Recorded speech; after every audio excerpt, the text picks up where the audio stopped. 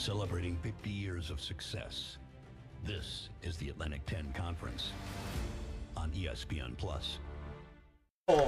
It's time for Game 2 of Day 2 of the Betterment A10 Championship. Live from the Billiken Sports Center, the host, St. Louis, will take on their arch-barren rivals, the Dayton Flyers. 2 versus 3. I'm Colin Surrey alongside Hall of Famer Lori Blade. Lori, we saw a big upset in our first game today. Fordham shocked Loyola, and now Dayton trying to hope they can do the same to St. Louis. They are. It was a good game for Fordham. They're on a roll, seem to be, and doesn't get much better than this. I love rival matchups. Little to no separation in this conference. I'm not sure you can call anything an upset, really, in this conference this year. We'll step aside for a quick moment. When we come back, we'll give you the starting lineups and first pitch live from St. Louis, Missouri.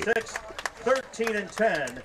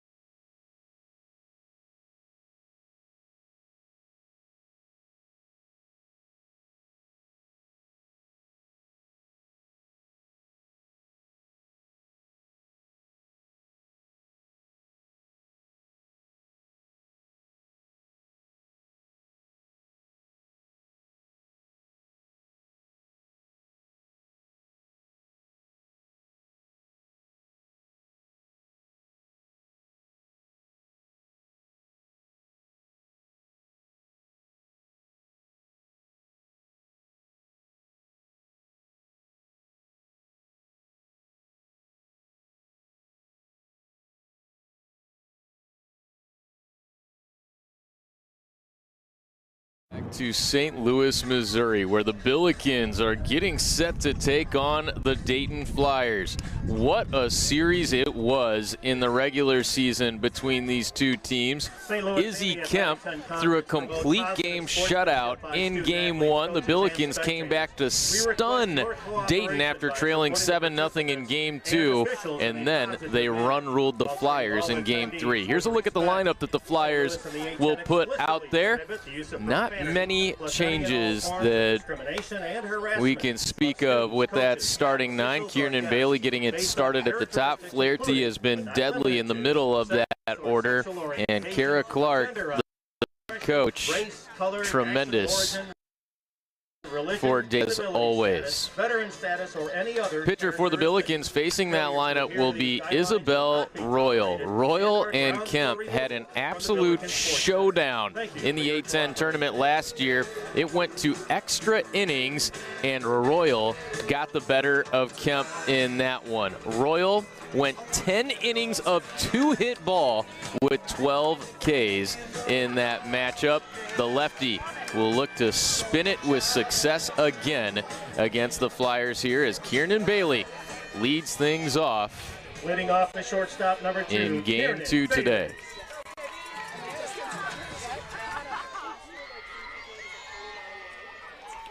Royal set, lefty versus lefty to begin the game.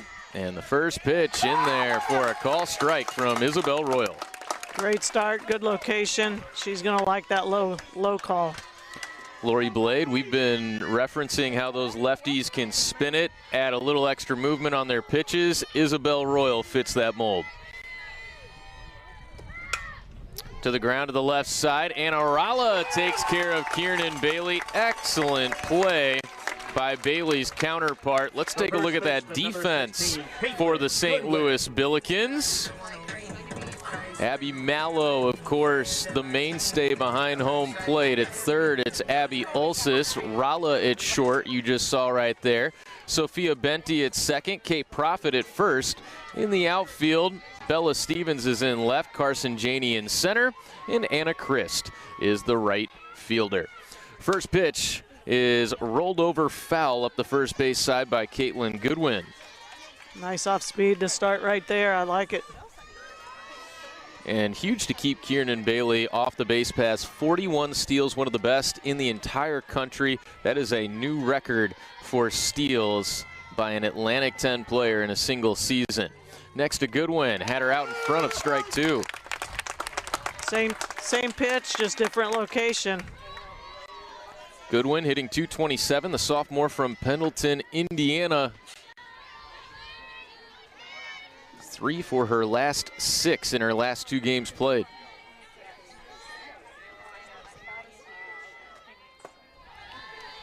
Watches ball one here. Went out just a little bit farther. She didn't want to chase that. Goodwin's got some good power in that bat. A home run and a double over the course of those last 2 games. Royals 1-2. High. Good placement for the pitch. Still be ahead. She's still okay at 2-2 with her. Isabel Royal got off to a rough start this year, and she has been looking more and more like herself as this season has gone along. Her 2-2 is a fly ball into center field. A couple steps in, then back out. Janey has it for the second out of the inning. Really like how Bell's keeping that ball down, especially on those big hitters. We've seen the home runs have been absolute game changers so far here at the A10 Championship Tournament. Wind was blowing out day one. It was blowing out to begin this day. And all of a sudden, things have kind of gotten a little stagnant out here as we start game 2 with Deirdre Flaherty standing in. That splits the plate for strike one, just above the knees. Good sign for Coach Canoyer. It looks like she has good command at this point. And that was the issue for the regular season champs. The Loyola Chicago Ramblers were issuing free passes at will in our first game today. Just away, 1-1. Close, exactly what you'd want. Flaherty leads the team with a .361 average. The junior from Pittsburgh, Pennsylvania, has 16 extra base hits, 6 of those homers. Just under 1,000 with the OPS. 1-1 delivery is skied and foul ground to right field. Christ couldn't quite get there. It's strike 2. Good pitch, tried to go with it, just didn't let it get a little bit too deep. Flaherty's 6th home run came yesterday against George Washington.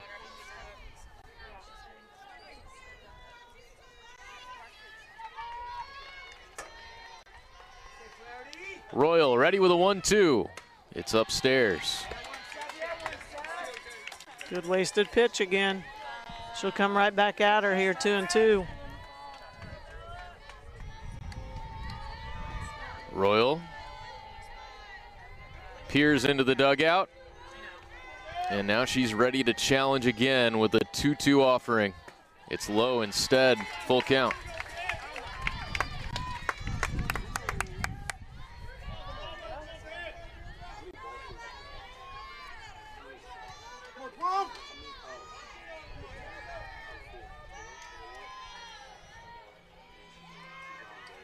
Payoff pitch with Molly Grace on deck.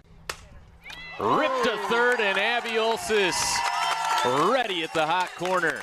1-2-3 in the top half for Isabel Royal. The Billikens will try to use their home crowd to do it with their bats when we come back. This is the Betterment A10 Championship. For 50 years, the Atlantic 10 has stood for more than competition, creating a legacy of leaders and legends. From buzzer beaters Jumper in the air, he's got it! to championships, where athletics, academics, and the pursuit of excellence converge. And there's Canby. As we celebrate the 50th anniversary of the A10 Conference, Nelson. we honor the past, embrace the present, and look forward to the future.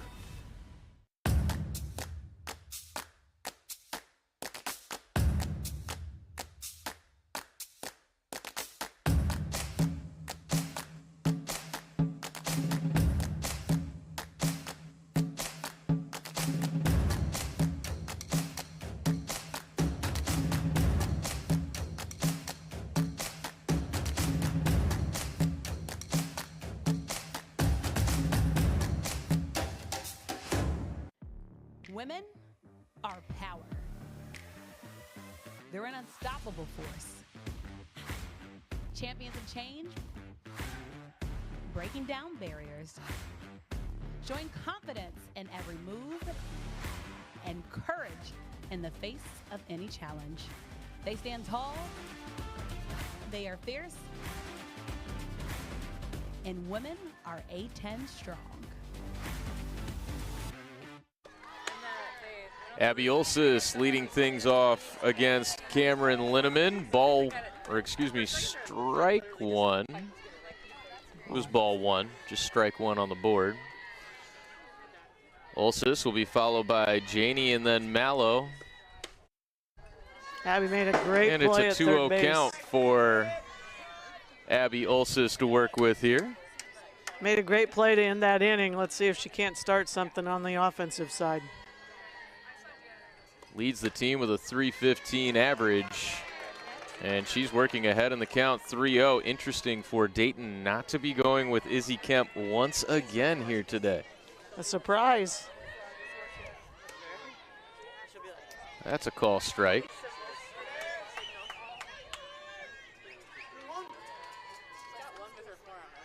We believe it's a 3-1 count. Indeed it is.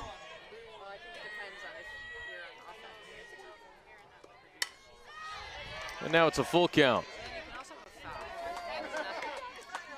Olsis had a NCAA record 3 triple game earlier this year. She's got 10 doubles this season as well.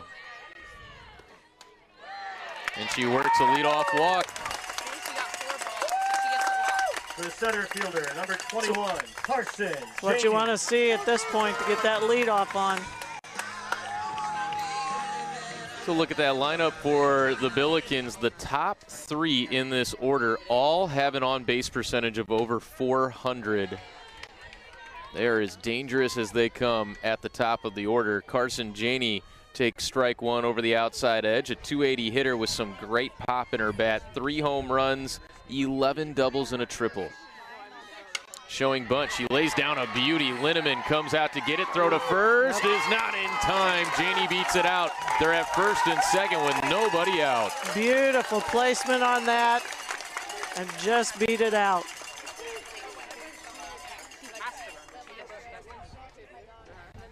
The catcher, number 13, Abby Mallow. Here's a look at the numbers for Cameron Linneman on the season, and Abby Mallow has a chance to really make something happen against Linneman early in this ball game. The co-player of the year last year in the conference, Mallow takes strike one. Abby hit 20 home runs in one season with 82 RBIs a year ago, 6 homers this season, and 26 driven in. Takes up and away, ball one. Just need to be patient here and get something she can drive.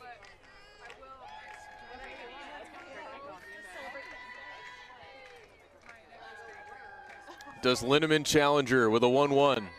No, it's high. Don't want to get too far behind.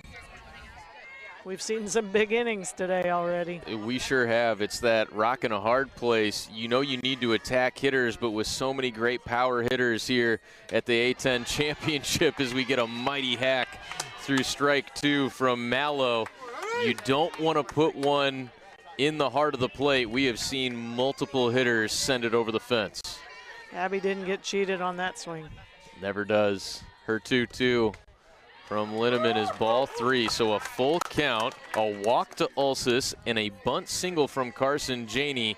Big moment already in the bottom of the first.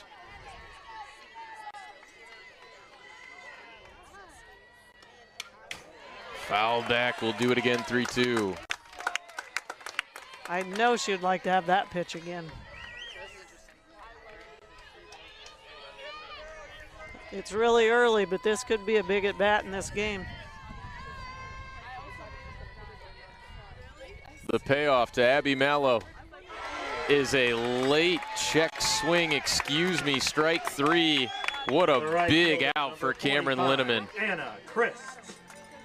Kind of surprised her leaving it out there for. So now Anna Christ with 2 on and 1 out. She hammers it into deep right center, but the catch is made. Tagging and advancing to third is Ulsis. Janey gets back to first. They're on the corners with 2 outs. Anna Chris just missed that one. She did, and Shively covered some ground because she hit that hard, and it was truly in the gap, but she got to it pretty easy. It hung up for a long time. Nikki Shively, good jump. Got there in plenty of time. Good base running by Abby Ulsis. She was about a third of the way to third base, went back and was able to tag in advance. Janey probably got lucky because nobody was covering first because she was a lot farther than Abby was down the line.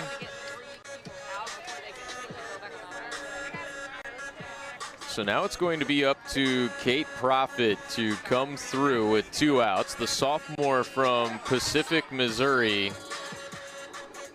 taking over for Jane Koneski, who had been a great first baseman here at SLU for 4 years. And Profit has really taken some great at-bats down the stretch this year. She watches ball 1 to begin this AB. She's hitting .248 on the season. There's a big hole at short. Bailey's cheating up the middle a lot. She can pull one on the ground. It would be an RBI. It's 2-0.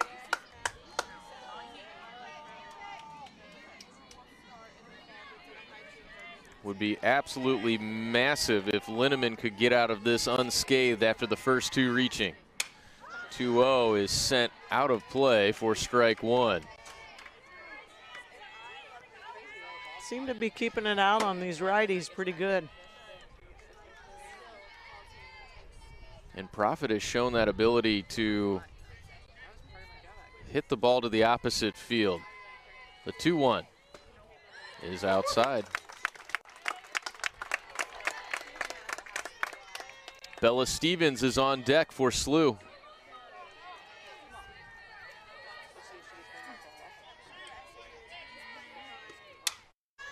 Full count now.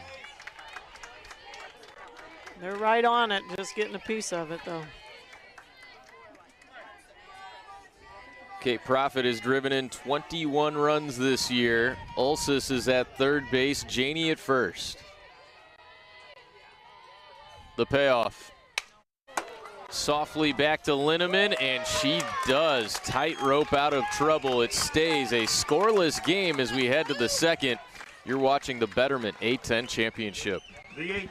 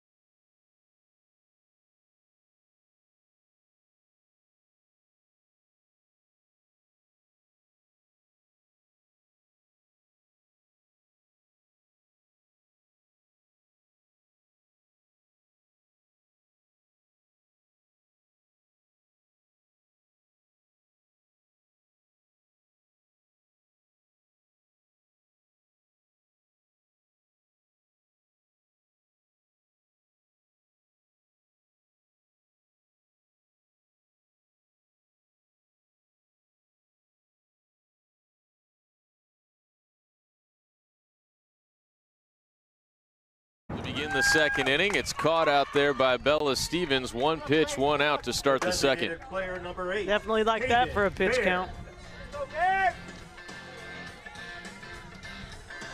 Another look at it. Grace got under it a little bit. The wind is blowing out in that direction, but not enough to aid that one over the fence. Here's Hayden Baird. Rolls over at foul towards Kristen Gallego on deck. Baird is hitting an impressive .323 this season. She is 5 for her last 6 at the plate. Went 2 for 3 with an RBI against George Washington yesterday.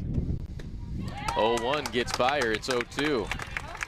St. Louis is coming off of a bye in their final week of the A10 season. They took on one of the best pitchers in the nation in Maya Johnson. So they feel like we are ready for this matchup with Dayton.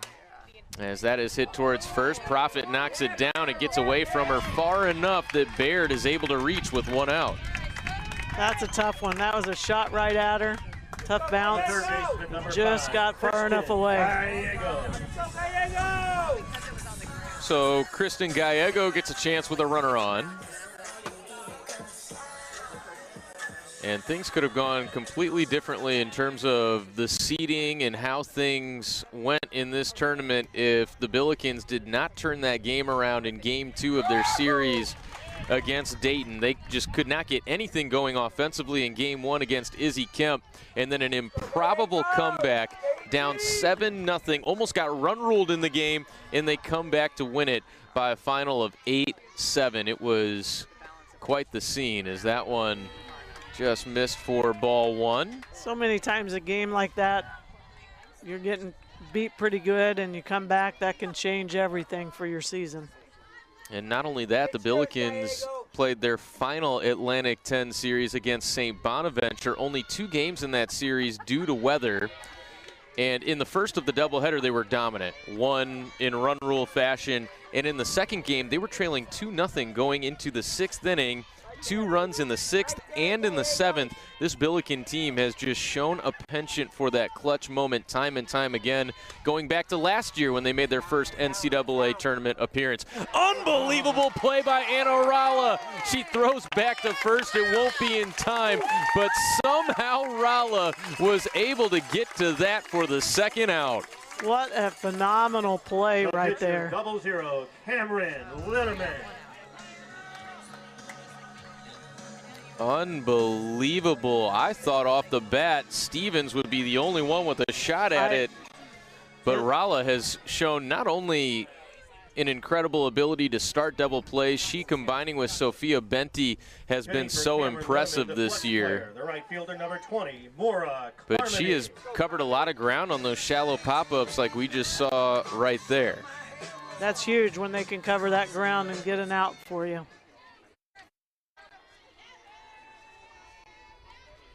This is Maura Carmody taking ball 1. Batting in Linneman's spot.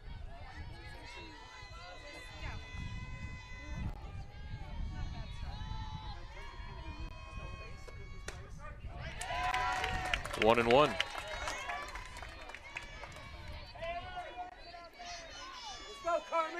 Carmody, a 152 hitter. The freshman is from Oak Park, Illinois.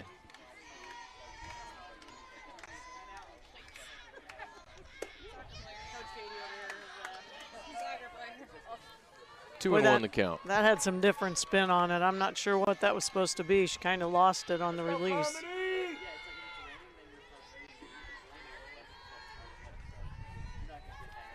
A 1-out single by Hayden Baird, and now a 2-1 pitch from Royal, popped out of play. Count goes to 2-2.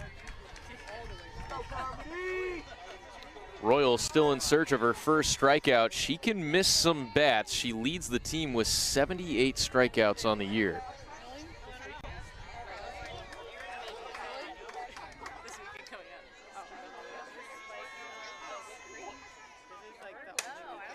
That is flied into center field. Janey one step back and comes in for the final out of the inning. Isabel Royal has worked two scoreless. St. Louis will come to the plate with Stevens, Wombles, and Benty when we come back. You're watching the Betterment A10 Championship.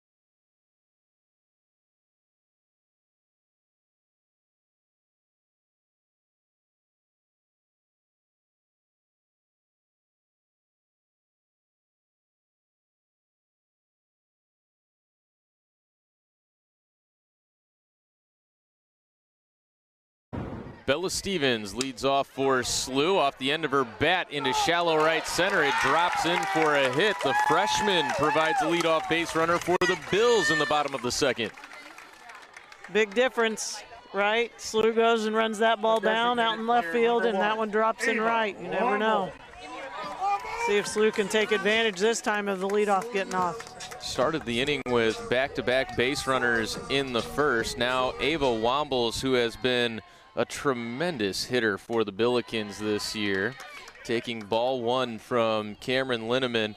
Wombles is hitting .267 with an on-base of .352. Another freshman from Pleasant Hill, Illinois, cracking this lineup for St. Louis. That's a call strike at the top of the zone. Yeah, we haven't seen that a lot today.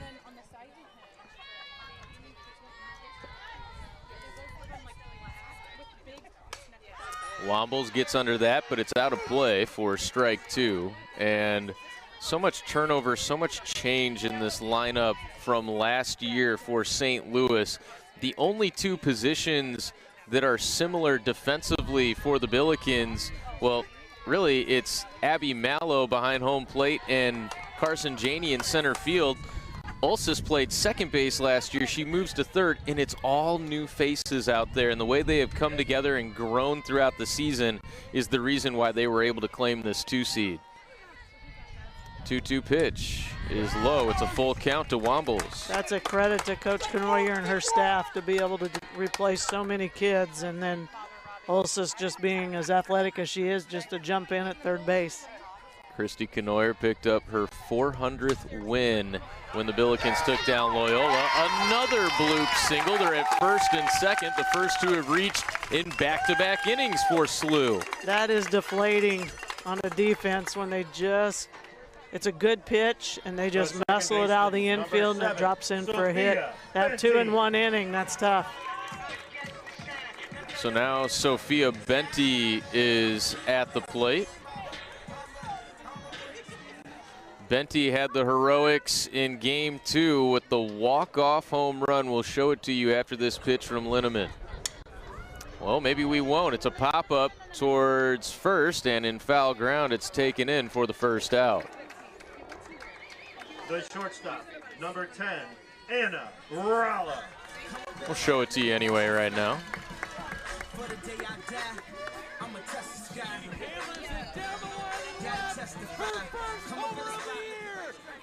That was a no-doubter at that point, wasn't it? It was an incredible moment, and one that you know Sophia Benty will never forget. That was her first collegiate home run. To have it come in that fashion, absolutely amazing. Now it's Anna Rala after making that tremendous defensive play in the last inning. fouling it back out of play. We talked yesterday, a lot of times kids come through with a big hit the next inning after they make a great defensive play. Let's see if she can do it with Wombles at first and Stevens at second. It's another foul ball, 1-2. Just not quite squaring her up yet. Ralla batting in the 9th spot. Ulsis is due up next. We got another battery default on the watch on the pitcher. Umpire will use it as a chance to reload with some softballs.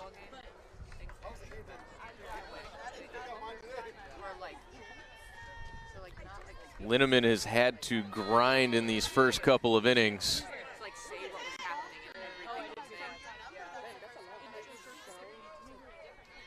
Ready with a 1-2 pitch. Call strike 3. So once again, she has a chance to get out of it. Abby Olsen. Little delayed there, but way too close to take with 2. Put that ball in play and maybe at least move the runners over. 2 strikeouts for Linneman. As the first pitch comes in for ball 1 to Ulsis.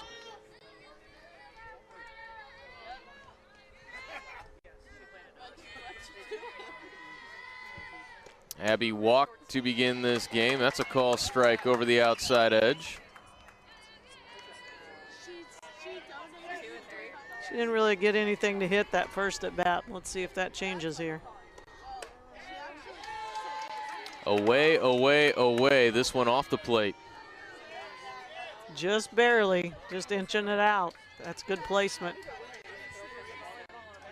Ulsis has driven in 17 while scoring 34 runs this season. That run scored mark leads the team as she fouls it back. 2-2 now. A little off speed there.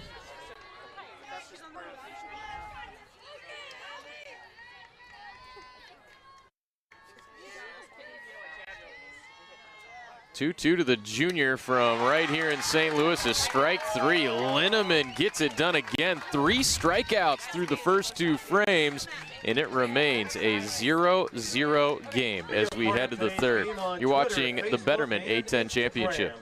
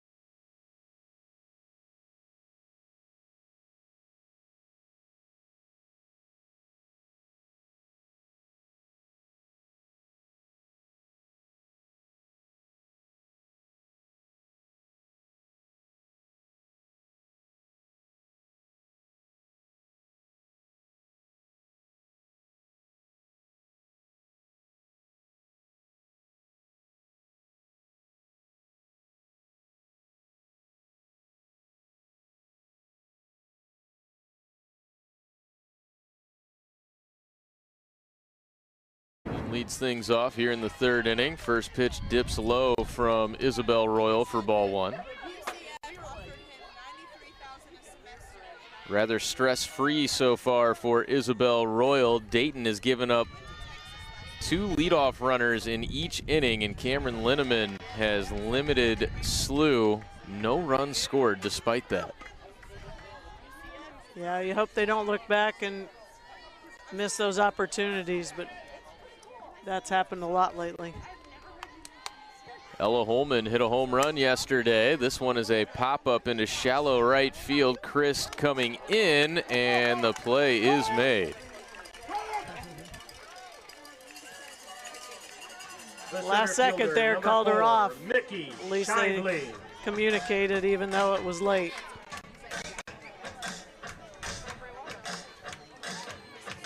So one down here in the third inning, and now the 9-hitter Mickey Shively at the plate.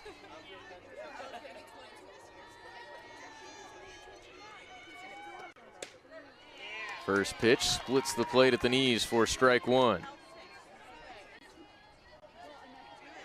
It's been a great job by Royal getting ahead in counts first time through the order. It really has. She has good command. 0-1 is low. Even when she misses, it's not missing by a lot.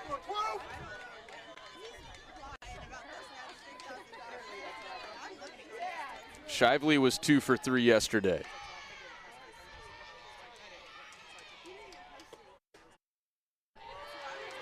Close, but ball 2.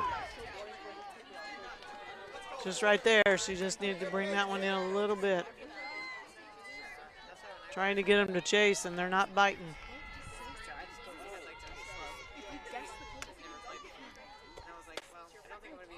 That's inside, ball 3. So Shively has a great hitter's count, and the top of the order awaiting after her in Kiernan Bailey.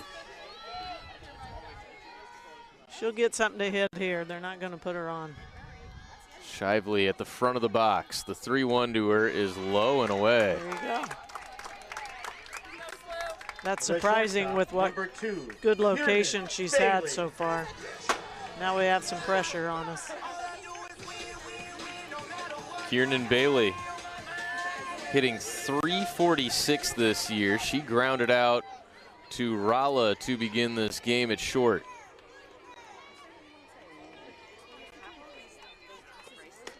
First pitch to her is outside, ball 1. Pretty good pitch to start with. She did hit it hard to the shortstop that first inning. Sometimes the softer the better for Bailey with her speed. A little bunt swing, foul up the third base side.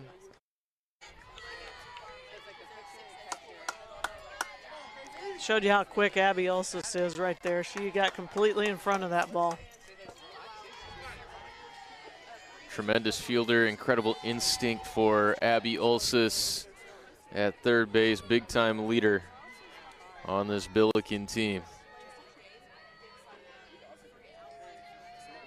Next to Bailey is a bunt in fair territory. Mallow gets the out at first base. Excellent job just to get one. It will be a sacrifice, though, advancing Shively to second. Great job getting the sack down, but Mallow pounced right all over it. If she hadn't have gotten to it, she might have beat it out. It's one of those plays with the speed of Bailey. You love to have that bunt at your disposal because she'll turn that into a hit a lot of times as well. Not this time. And it'll be up to Caitlin Goodwin, who flew out to center field her first time. At the knees, but ball 1. Really close. Looked like it was over the plate.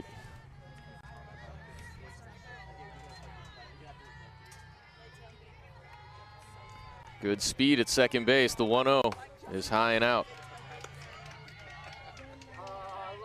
And now Royal calling time. Mallow comes out to greet her on the mound. And the pitching over the years for St. Louis has just been so phenomenal. You go back to last year, the leader of the staff was Taylor Hockman, a player that lost her father not long ago, and then the inspiring story of what she did to lead this team to their first ever A-10 championship tournament win and then going to the NCAA tournament. Just an incredible story. Sent out a play to the left side, 2-1. I'm sure they had spent a lot of time together. Usually when you have growing up as a pitcher, it's your dad that's out catching you a lot. This entire team rallied around Taylor Hockman. 2-1 to Goodwin. Call, strike 2. Just took a little bit off of that one. It hung up a little bit, though. I'd like to see that ball a little bit lower. Looked like it was going to go outside, and it came back to the outside corner at the last split second.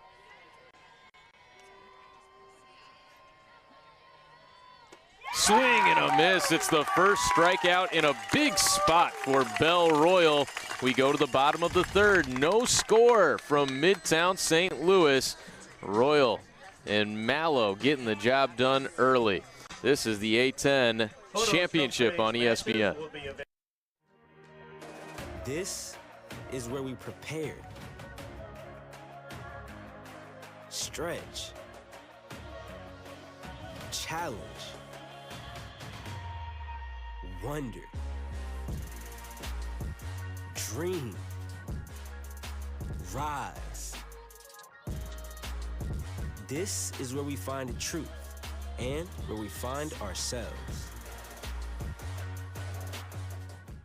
What if success isn't a destination? What if it's a journey? One where you engage the world. Nice to meet you. Developing a critical mind and a compassionate heart. And you're supported and encouraged every step of the way. At the University of Dayton, you won't just fly, you'll soar. This is four-time All-Star Arike. This is Off-Rike. She played JV. Arike's game is money, and so is her investing because she uses Betterment to optimize her portfolio. Off-Rike just found out her hot stock pick went cold.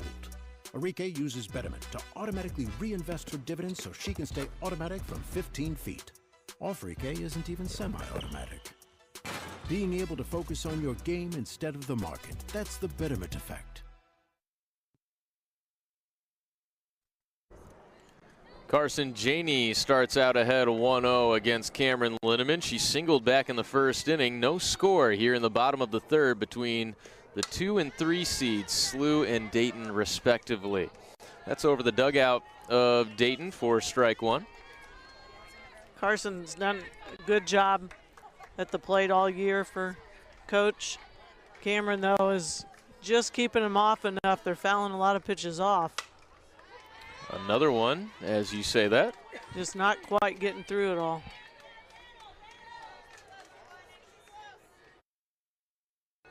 Saw that a little bit yesterday from her. She changes speeds with really good effect. Off the plate away. That was a really nice pitch there, being ahead.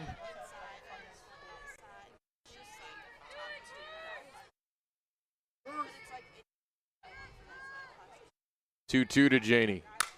Is crushed into right field. Carson Janey has done it again.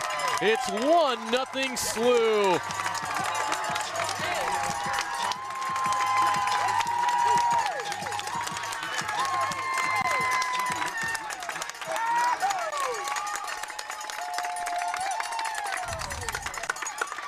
Looked like that ball hung up a little bit, and Carson went right through it.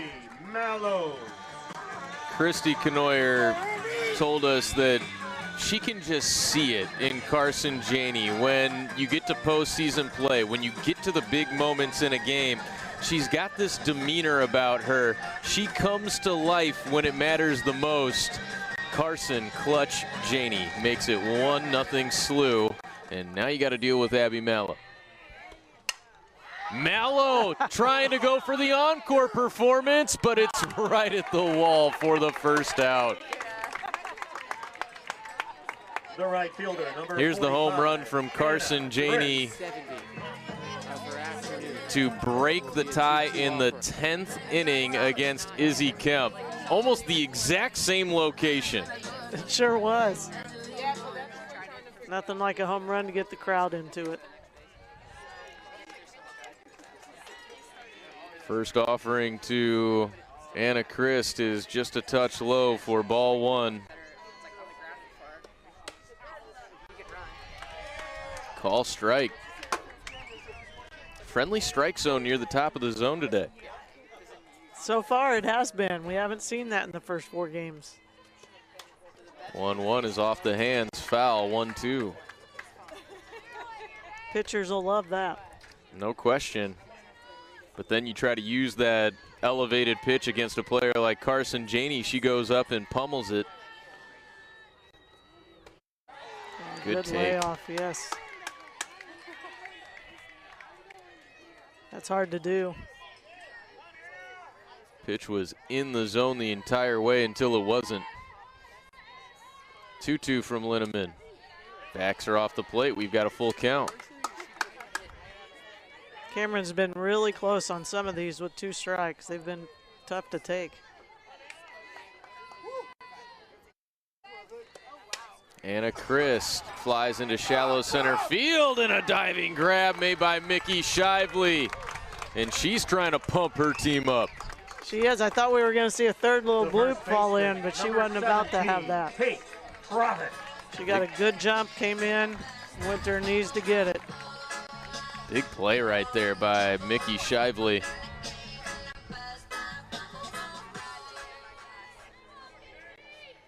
And now Cape Profit with 2 outs and nobody on. First from Linneman is a call strike.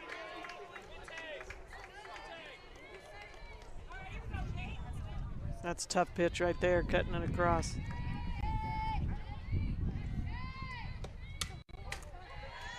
Oh-2, especially right on right, looks so good out of the hand and then ends up being a tough one to hit.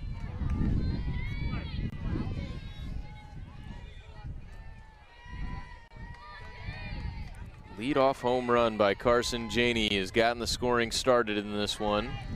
A ball and 2 strikes.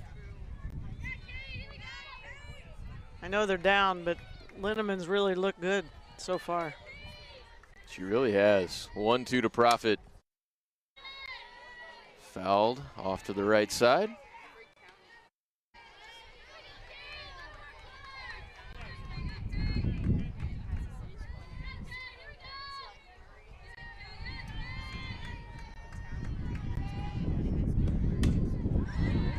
And another one spoiled by Profit.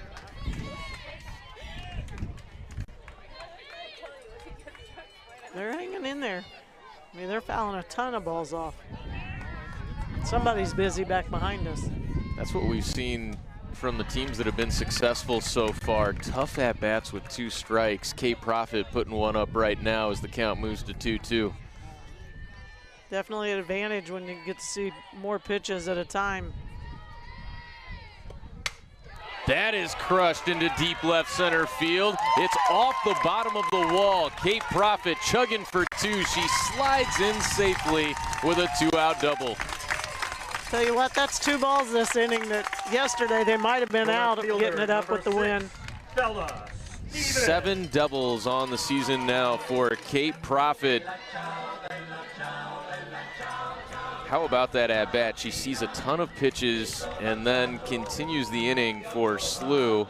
And now Kara Clark going out to the circle. Talk with the infield and a discussion going on between both of these teams. Billikens, the reigning A10 championship tournament winners, and have been in this championship for 12 of the last 13 seasons. It's a testament to what Christy Knoyer has done with this program. It really is. Through the years, she's just built it to where, you know, you get a good crowd, you get the community involved more, but she's done a phenomenal job with the program as a whole. The community is out to support here today.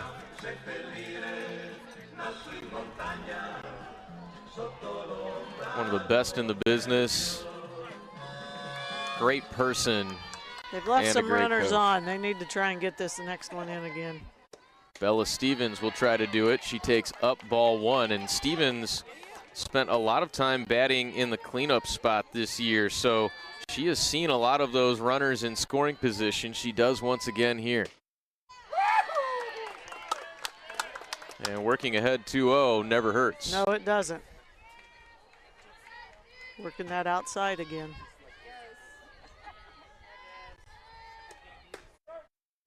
There's a call strike for Linneman.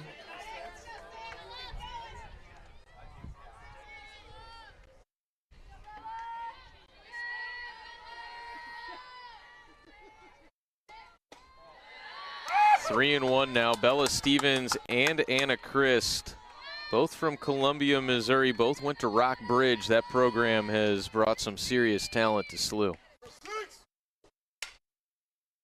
fly down the right field side, and that is in foul ground. It hits the turf harmlessly for strike 2. So look at the president of SLU along with Chris May, athletics director, and a Stu Durando sighting as well.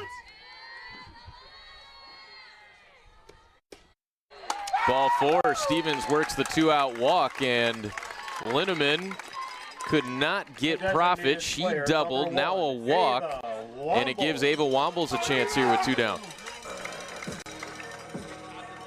That was a good at bat right there, good take. Some close pitches.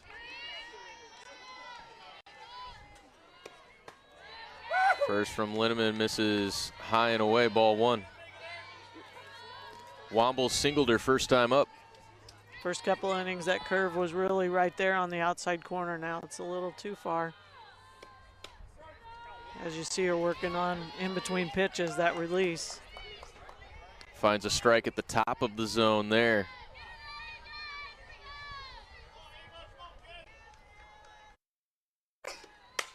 Wombles hammers it, but foul down the left field side. You know, I was just going to say right before that pitch, Lori, Wombles stays on top of the ball so well.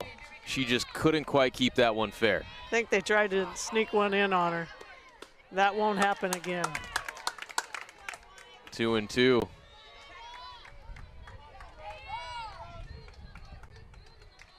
Really quality at-bats up and down the lineup for SLU.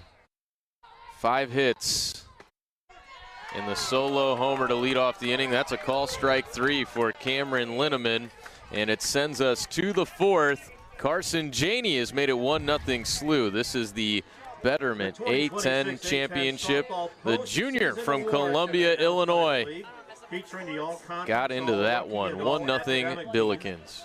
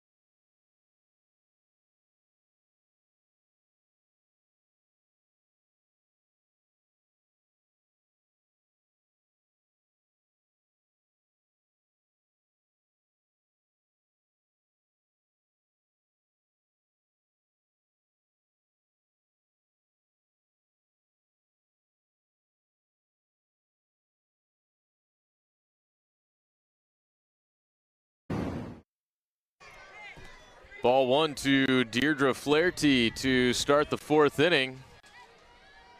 Close pitch again. It could have gone either way, I thought. I was going to say, that one looked even better than the call, strike 3 to Ava Wombles to end the last half frame. That one is a liner down the line and left off the top of the wall. Throw into second base will hold Flaherty to a single. What a play by Bella Stevens. What a play. That's exactly right. She even bobbled it off the wall, but she played it really well, kept it close to her, and then put a good throw into second. Bella Stevens has proven to have an extremely valuable arm out there in left field. 3 outfield assists, and it feels like they've all come in big moments for the Billikens this season. That ball did get out there quick, though, too. Molly Grace gets on top of that into deep left center, and it's gone. Dayton takes a 2-1 lead thanks to Molly Grace.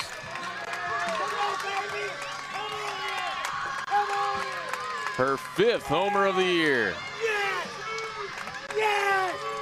She jumped all over that first pitch there.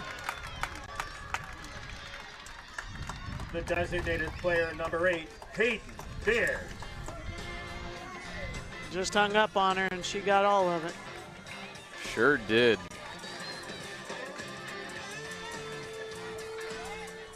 That's a tough way to lose the lead after Carson Janey gave it to you in the last inning. The Billikens have also left 6 runners on base in the first 3 innings.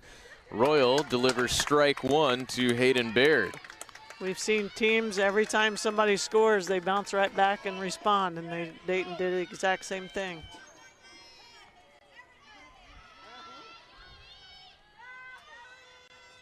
The 0-1 skips in.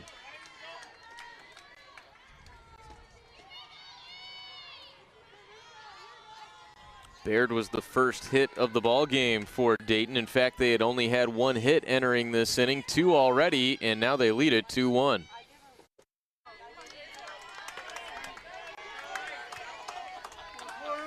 Ball 2 off of home plate. Bell's being careful here. Yeah. We've seen that after that home run ball has bitten some of these pitchers. All of a sudden, they start nibbling a little bit more. 3 straight balls to make it 3-1.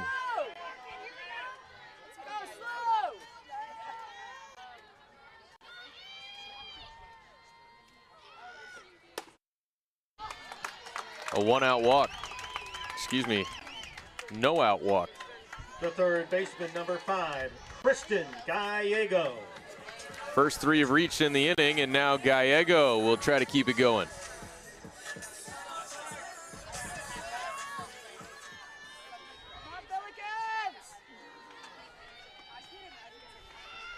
Kristen popped out her first time up. Lays down a bunt. It's a nice one. Royal could not field it cleanly.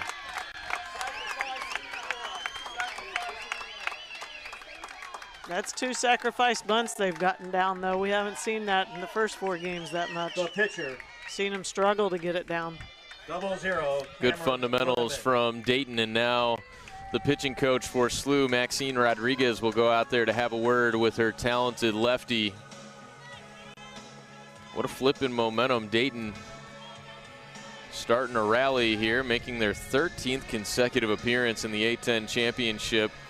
They were the regular season and tournament champions in 2024. They were the regular season champs last year. I wouldn't expect anything different out of Coach Clark's team, but to do the fundamentals really well. You don't win 600 games in your career there if your teams aren't good at that. Think about that. We have over 1,000 wins between these 2 coaches in this game. Quite the treat we've got in front of us here. Now Linneman batting instead of Carmody. She tries to lay one down, but it's foul. If I'm going to bunt till you throw me out here. Linneman, the sophomore from Cleves, Ohio, has a ton of power. 7 home runs this year. That is the team lead.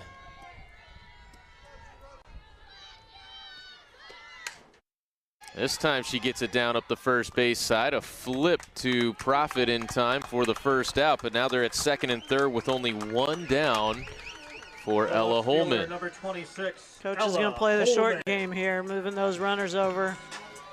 1 run may not be enough. Give him an opportunity here to steal one.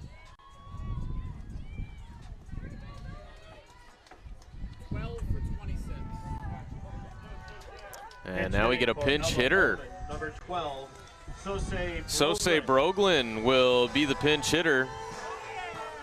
15 driven in on the year, a 260 hitter, just a freshman from Farmington Hills, Michigan.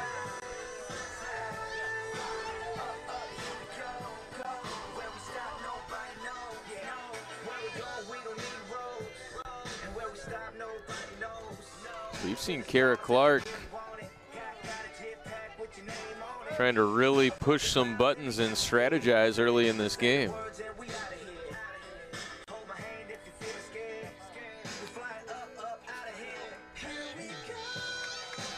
Interesting change here. Lefty-lefty matchup as well.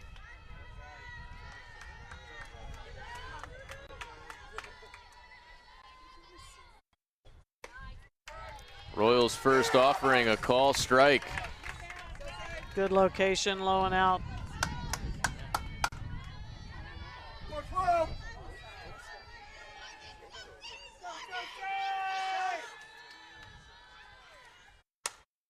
Off the end of the bat, can Profit get there? She cannot. It's going to bring 1 run home. Here comes a second, but she's gunned down. A great throw by Anna Christ to keep it a 2-run ball game, and now 2 outs.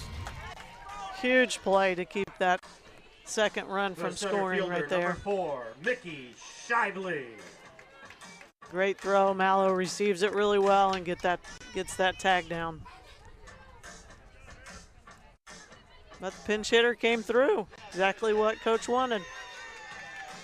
Now Holman will go back to run for her. Number 26, Ella Holman.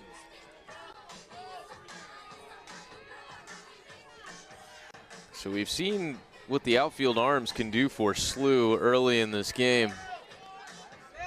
Mickey Shively made that outstanding diving play in the last inning. Otherwise, we could be looking at a different score than 3-1 Dayton. That one gets through Abby Mallow, so Holman moves up to scoring position. I don't see that very often with Mallow.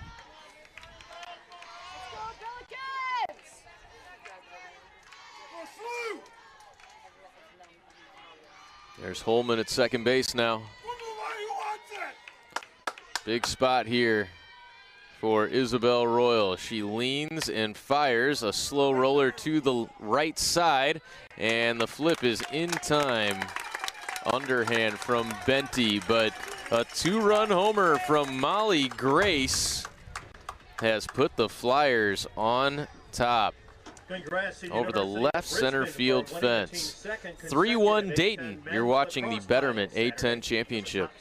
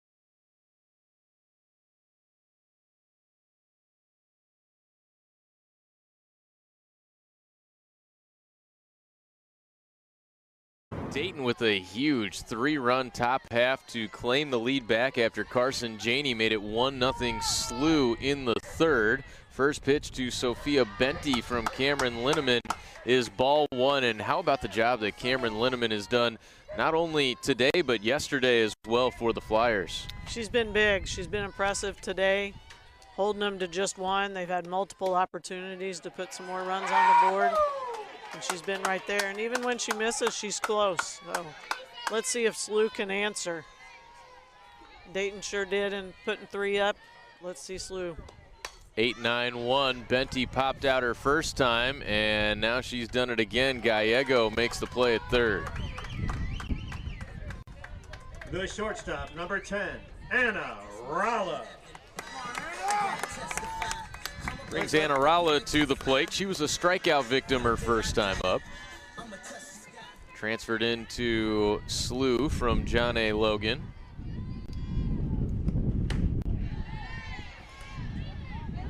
Ball one.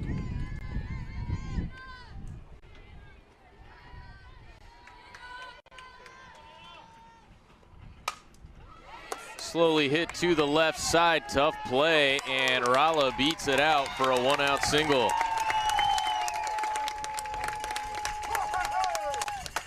Just slow enough for her to beat that out with the speed she's got. Number 23. Tough play for shortstop.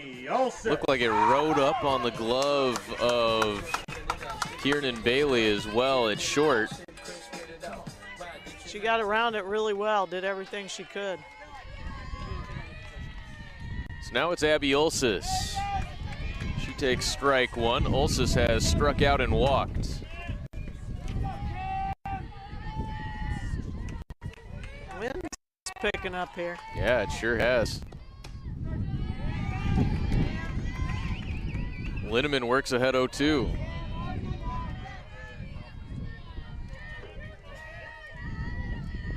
Next to Ulsis. Rolls in. Good job by Flaherty. Good pick there. They're staying away from Abby here. We've got some speed on first and with Abby if she can get a ground ball. Carson Janey's on deck. 2-2 now.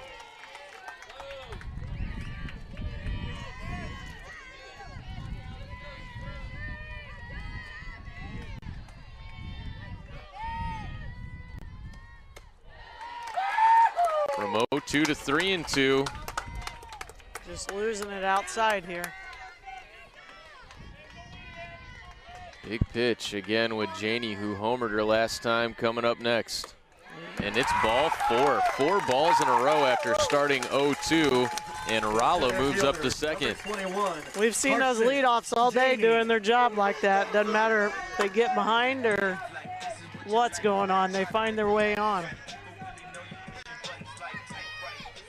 Ulsis does a job, and now Carson Janey offering at the first, a little out in front of it, taps it behind home for strike one. She took just enough off to keep her out on her front foot there. Janey's 2 for 2. Let's take a look at that home run she hit to lead off the last inning.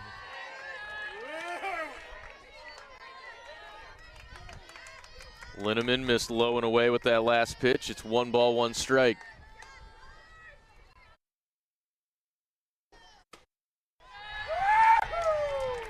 2-1. First 3 innings, she was hitting that outside corner really well. Now it's just missing, both on righties and lefties. Can Janey find one to hit? With Ralla at second, she hits it hard to second, and it rolls off the shin of Grace. The bases are loaded for Abby Mallow. The catcher, number 13, Abby Mallow. That ball was hit hard, tough play, just bounced far enough away at second that they still didn't have a play at first. Abby needs to settle in here. I know she wants to hit so bad, but she needs to settle in and get a good pitch. She drove it hard the last time. Put a charge into one into deep center field. She goes after the first pitch, tips it into the mid of Flaherty for strike one.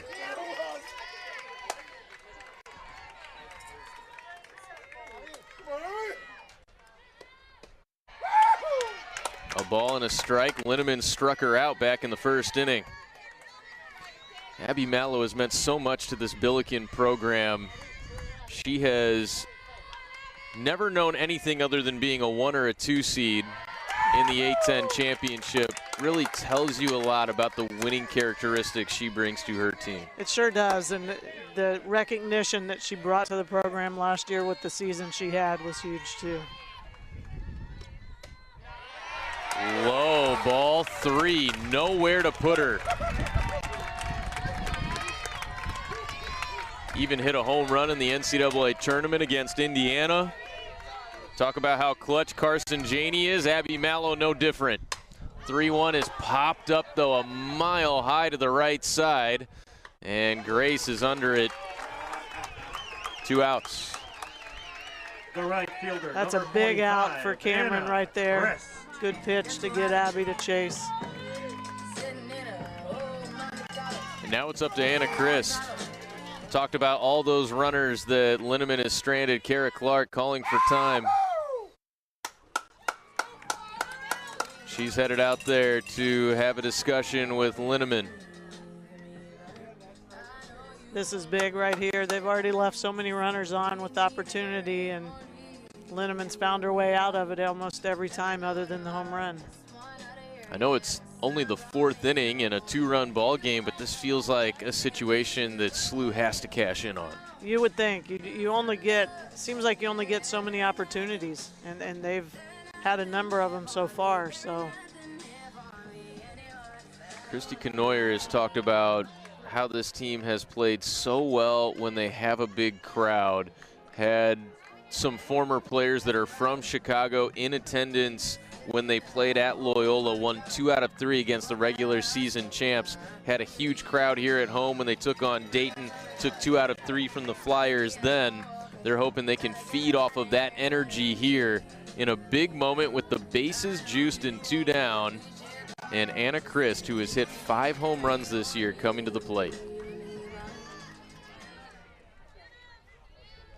Christ has flown out twice to center field.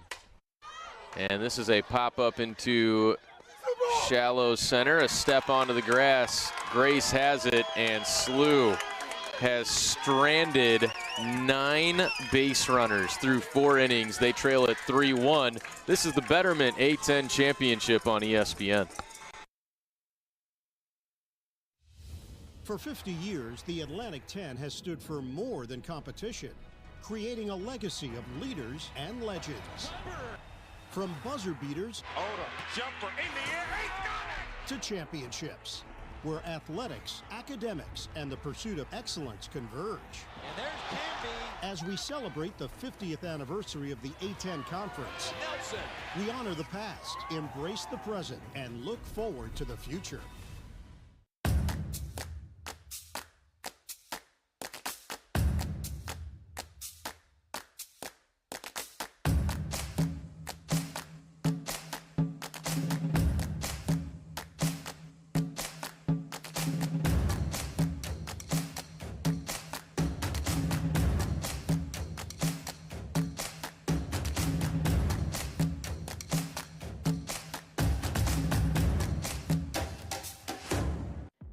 Women are power.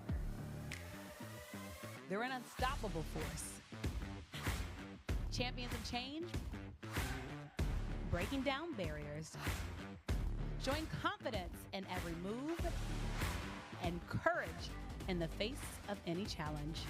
They stand tall, they are fierce, and women are A10 strong.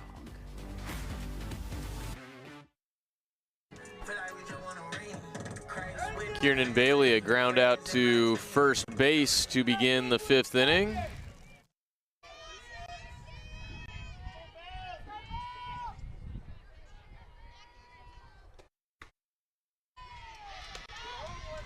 Goodwin backed off the plate for ball 1. Bailey is 0 for 2 now. Goodwin is 0 for 2 with a fly out and a strikeout.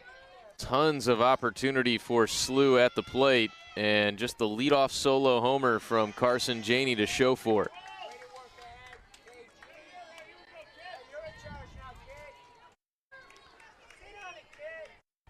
Bell doesn't want to get too far behind here.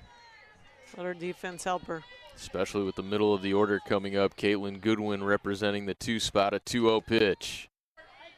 Dots the low and outside edge. Good pitch, good location.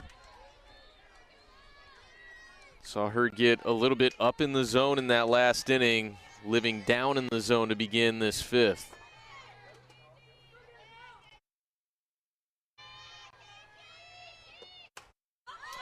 In on the hands, Mallow loses the mask and finds the ball for the 2nd out. Good pitch there. The catcher, number 17, Deirdre Flaherty. Brings up Flaherty. She started things in that last inning with a single off the left field wall. Bella Stevens limited her to just that single. Now she splits the gap in right center field. It's another base hit for Deirdre Flaherty. She goes to 2 for 3 on the day. Good to at bat. She definitely hit it where it was pitched, and that's what you want to see up there.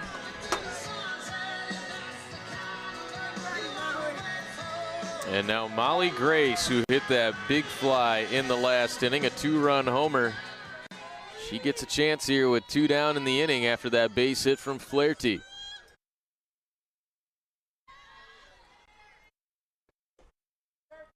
Call strike 1. Here is that home run from Molly Grace.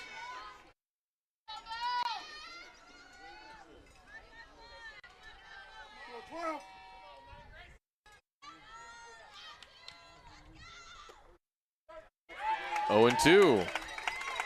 Good place for those 2 pitches. Look for her to go back to that same area, just off the plate a little bit maybe.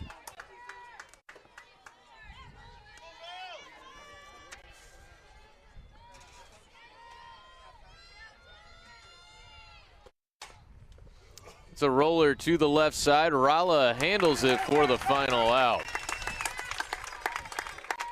Royal puts up a 0 in the top half of the 5th. The Billikens will come to the plate with Profit, Stevens, and Wombles next at the Betterment A-10 Championship.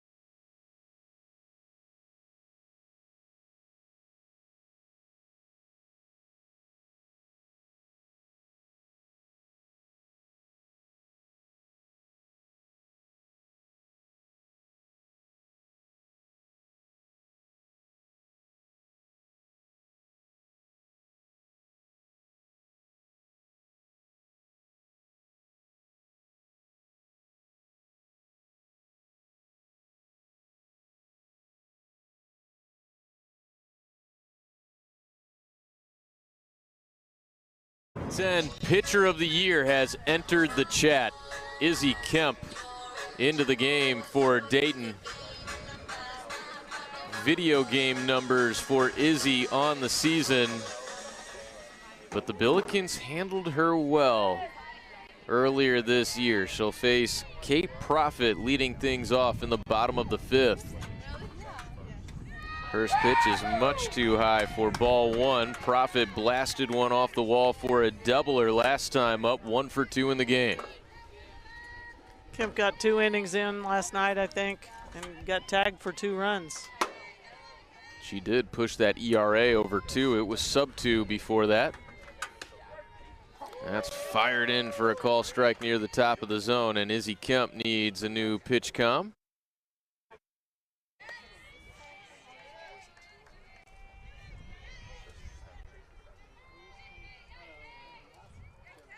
Technology again. Can't live with it, can't live without it.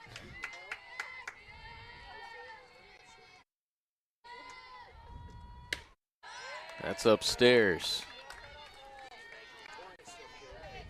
Keeping that ball up. Yeah, we've seen that pitch high in the zone has been a little bit generous. You think that might work in favor of Izzy Kemp. 2-1 to Profit. Up out of the zone, and as good as Izzy Kemp has been this year, she has had her issues with command and walk. She has walked 80 batters this year in 148 innings pitched. That's a call strike. Shaves off the inside corner.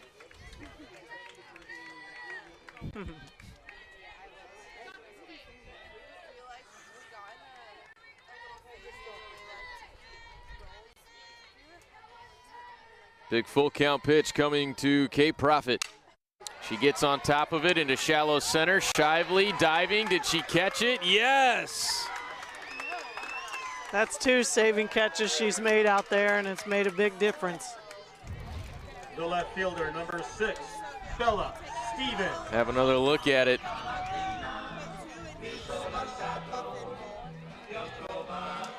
Looked like she held on to it. Yeah.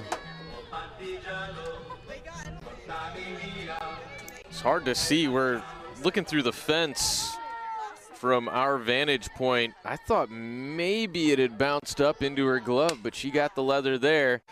Bella Stevens goes into straightaway right field. Linneman squeezes it for the second out.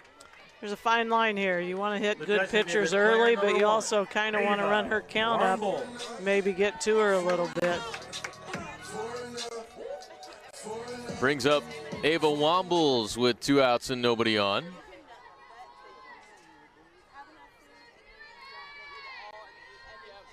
Izzy's first pitch is high.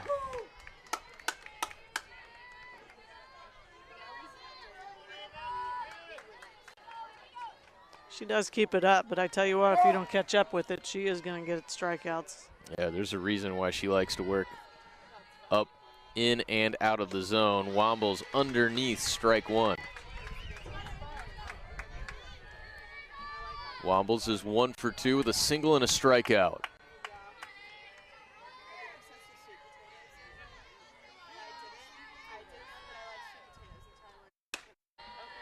High level ball 2. So far, our slew's doing a good job staying off of that. Have to make your mind up so quick. Makes it tough to stay in the zone against a pitcher like Izzy Kemp. 2-1 is popped up, back out of play. Seems to have a bit more control than she did last night when she came in those last 2 innings. Dayton defeated George Washington, and then St. Joe's got him for a second time. So the player of the year, Ashley Corpus, is out of this championship tournament. Wombles has worked the count full.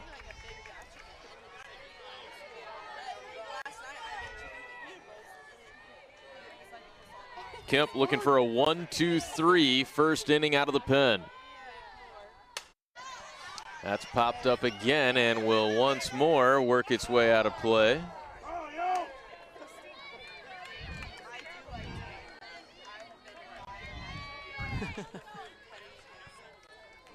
Looked like that might have been a family member of Isabel Royal unable to make the play. And that's ball 4, all the way to the backstop.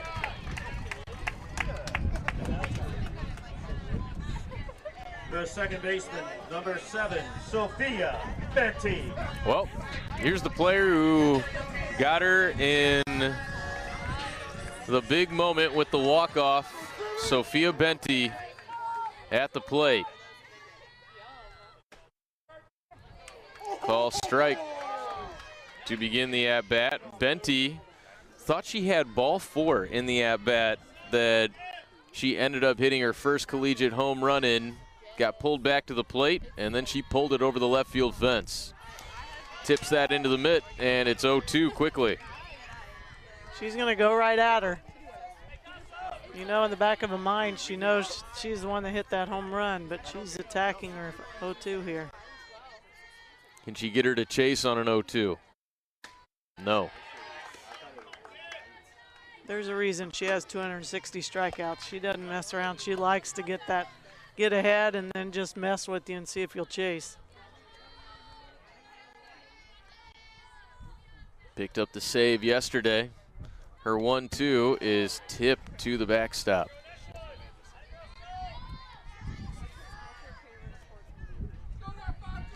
Who'd have thought it'd be dusty out? Oh, Lori, you have no idea. The wind was blowing in out of the south for what seemed like every game in the regular season. 2-2. Fouled back. Benty stays alive, putting up a good fight. She sure is. Just fouling it off, see if she can't square something up.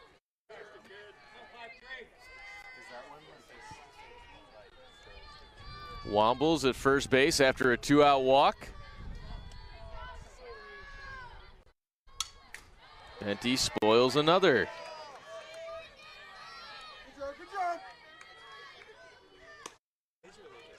Usually the more you see, the better you can do. She's seen a number of pitches here.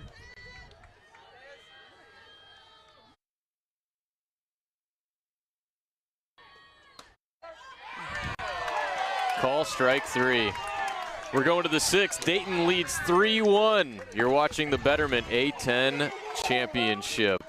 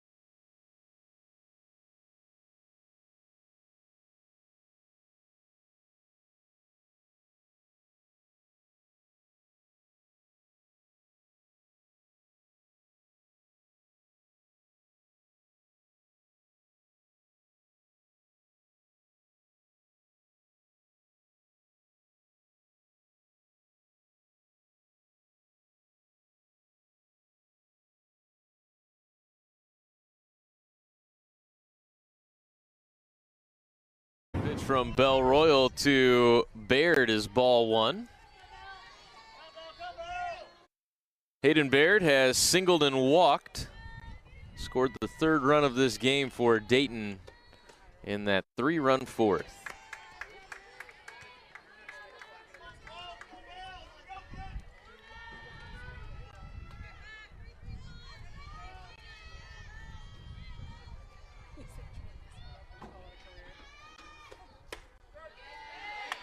Nice pitch on a 2-0 right over the inside corner. Sure was, good place for it. Kristen Gallego and then Cameron Linneman due up next in the Flyers order. On the ground, Rala stops it, but cannot get the throw to first in time. An infield single for Hayden Baird. Her perfect day continues. The third baseman, number 5, Kristen Gallego. Great job getting to it, just didn't have enough on it to get her.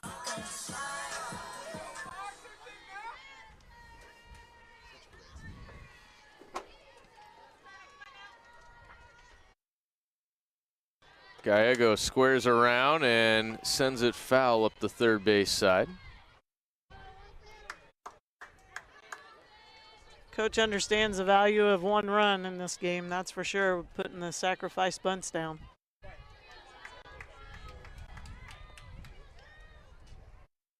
SLU has stranded 10 runners in this ball game. Just 4 for Dayton, each team with 6 hits. Got it down this time, Royal to first, and a good snag over there by Profit for the first out. Good job The right fielder, getting the sack down, move that Cameron runner over, and now Linneman. 2 kids have a chance to get that 4th run in.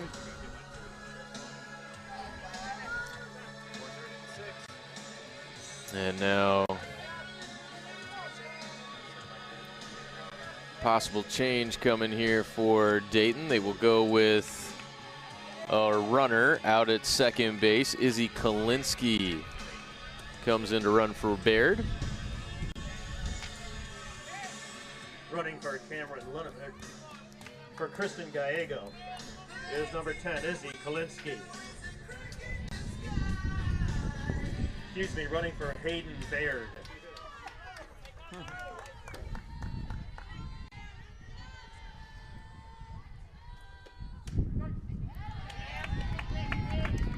Maura Carmody batted for Cameron Linneman first time through the order.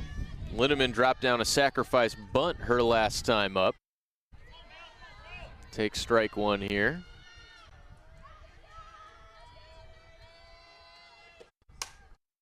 And that's fouled away, so Royal quickly up in the count 0-2.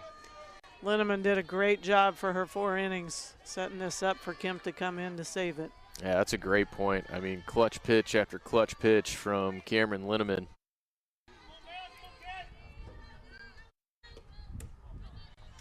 Low and away. I love to see pitchers that play in the defense as well.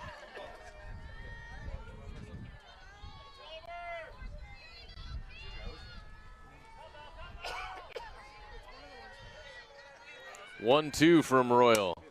On the ground, back up the middle for a base hit. And now Kalinsky's speed coming home. Throw is not in time. Throw back up to second, and Linneman is safe as well. It's 4-1 Dayton.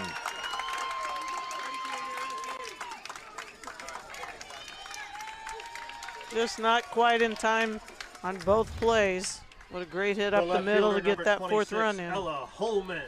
The 5th, I guess. Mallow made a good throw down at second, but just too much speed. Great move by Dayton to go to the pinch runner, Izzy Kalinsky. Otherwise, Baird likely doesn't score. That strong arm of Carson Janey coming home. Here's Ella Holman popping up on the infield. Ulsis calling for it and squeezing it for the second out. Good pitch there to get her jammed in. The center fielder, number 4, Mickey Shively. She's made 2 spectacular plays in center field today.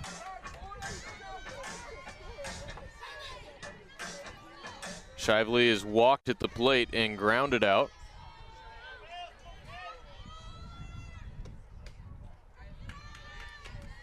It was the 4th run. I wasn't. Yes. Ball 1 to Shively. Had 5 up on the board momentarily.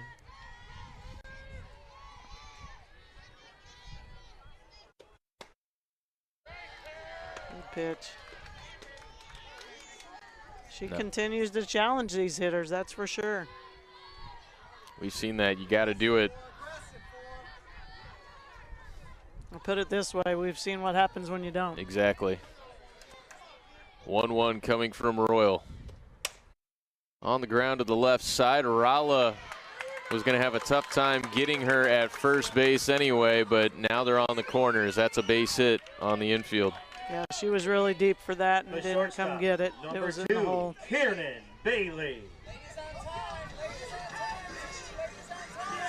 And now Kiernan Bailey gets a chance.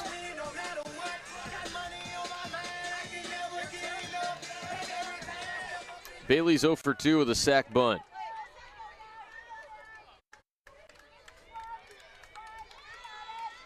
Got her shifted way over to the left side in the outfield. Carson Janey is in shallow left center field. Throw was cut off in front of the bag by Benty to keep Linneman from coming home. They're at second and third.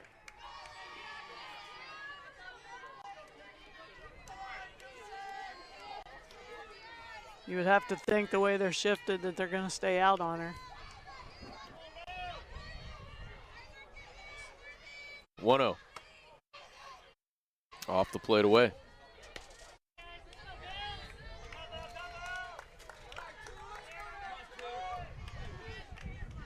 Two balls, no strikes. Isabel Royal trying to keep this a 3-run game.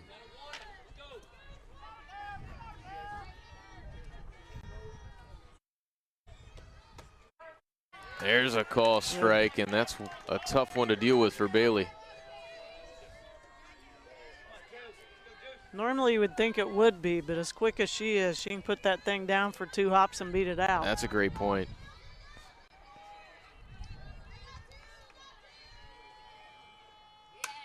Out in front of that one, good change of speed from Royal to make it 2-2. Great change of speed, but scary when you've got the outfield shifted like you do. Good chance she pulls that off speed. She kept it down to where she couldn't really do much with it. That was the good part. But now it's something that Bailey has to think about as the count moves to 2-2.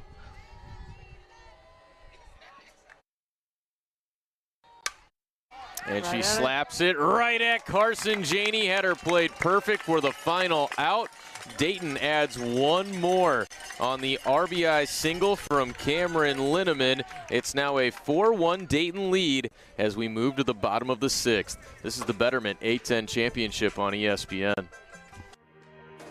This is where we prepare, stretch, challenge, wonder, dream, rise. This is where we find the truth and where we find ourselves. What if success isn't a destination? What if it's a journey? One where you engage the world. Nice to meet you. Developing a critical mind and a compassionate heart. And you're supported and encouraged every step of the way. At the University of Dayton, you won't just fly, you'll soar. This is 4-time All-Star Enrique. This is off Enrique. She played JV. Enrique's game is money, and so is her investing because she uses Betterment to optimize her portfolio. Off Enrique just found out her hot stock pick went cold. Enrique uses Betterment to automatically reinvest her dividends so she can stay automatic from 15 feet. Off Enrique isn't even semi-automatic. Being able to focus on your game instead of the market, that's the Betterment effect. With SLU trailing 4-1 after another run for Dayton in the top half of the inning. Scout Gallagher pinch hits for SLU in the bottom of the 6th. And a check swing foul ball begins her from Izzy Kemp. SLU's just got to be patient. They can't get back in the game right here with one swing unless they get some kids on. They just need to get one at a time. The 0-1 swung on and missed. Gallagher underneath it.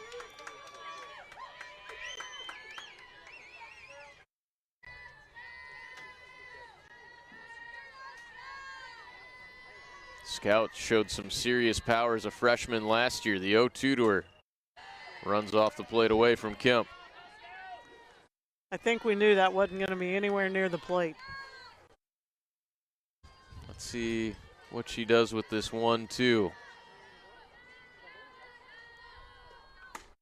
Got her underneath the zone. Second strikeout of the game for Izzy Kemp. 2 in a row going back to the last inning. Didn't chase the out right before that, but she did get her to chase that down. And that's how you get that many strikeouts. Showed her a little bit of everything. Now it's the top of the order, and Abby Ulsis showing bunt. She pulls back at ball 1.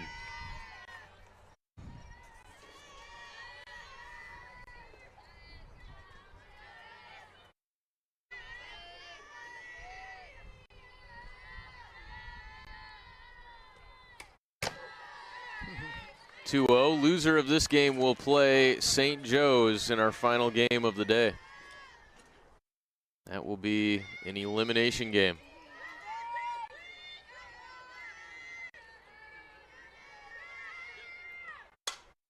Ulsis lifts it down the line and left. Header played perfectly out there, and foul ground. It's reeled in by Holman.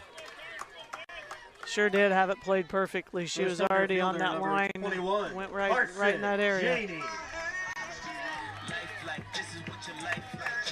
Fordham will play the winner of this game tomorrow to lead off the day.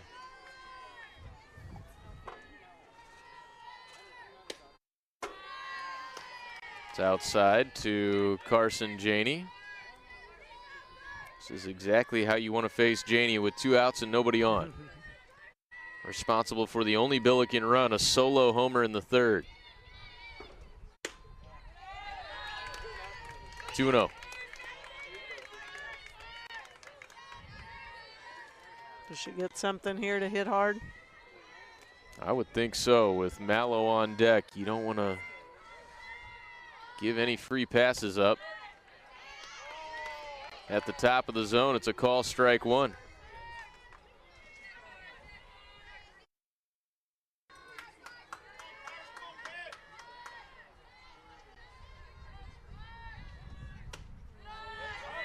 Excellent take, no swing, it's 3-1. Absolutely good take there. Just a little bit farther out than that last pitch. See if we get a challenge on 3-1. It was Janey just under it for strike 2. Kemp's been impressive today, but I also see why she has the 250 plus strikeouts. She sets you up, has a tendency to get ahead majority of the time, and then just plays with you, which is what good strikeout pitchers do. Has good variety as well. Her payoff is high, ball 4. So a 2-out walk drawn by Carson Janey. She has been on base all 4 times today now. And Abby Mallow gets another chance. 13, Abby Mallow. With 3-run lead, that's not a bad walk. Even with Mallow coming up, you just didn't want to give her too good of a pitch to hit.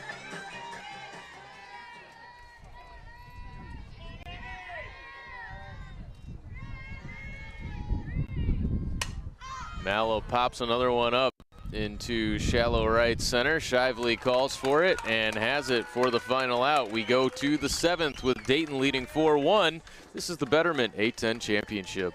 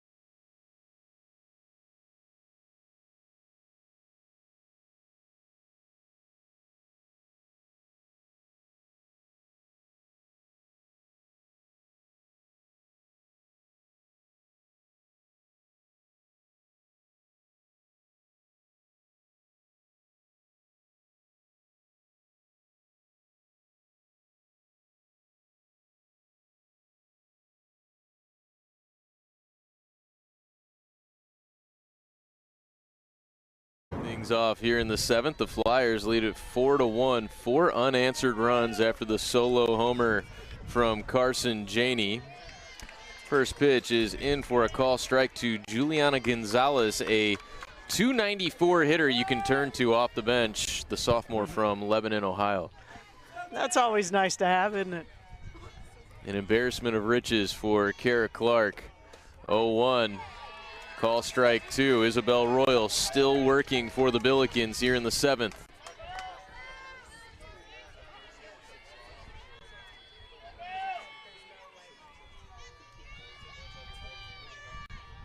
The 0-2 pitch. Up and away. Good waste there.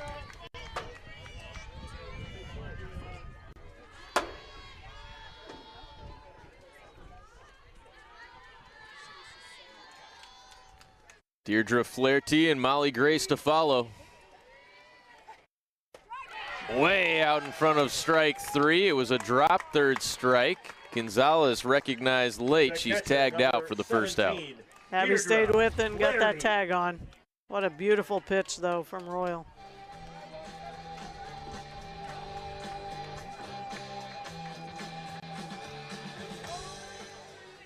Flaherty is 2 for 3 today with a couple of base hits in her last 2 times to the dish. First pitch drops out of the zone low for ball 1.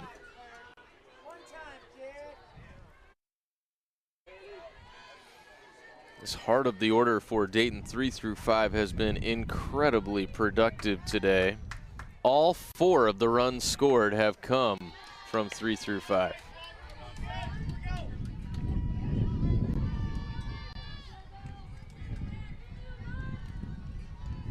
Deirdre in the driver's seat, 2-0.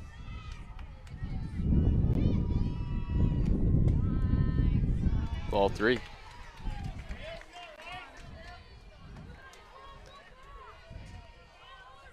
Don't think you want to put anybody on in front of the next couple. I agree with you wholeheartedly. It's a 4-pitch walk.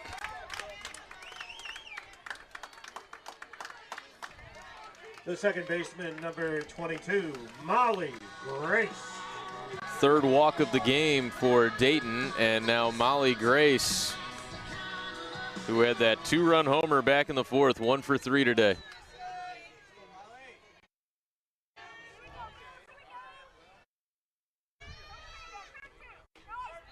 Pulled the string for strike 1.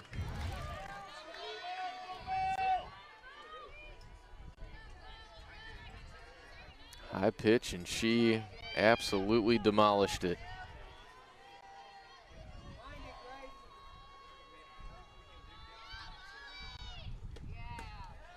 Oh, 1 is low.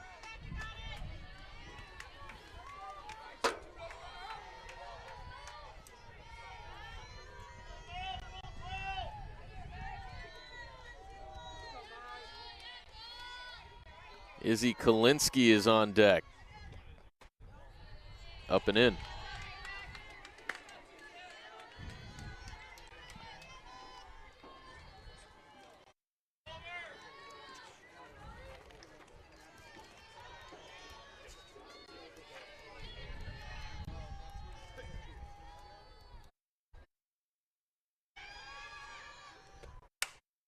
That is a squared up line drive into right field, right at Anna Christ for the second out. The designated player, number 10. She hit it hard, Izzy but it was right at her. Kalinsky. So routine out.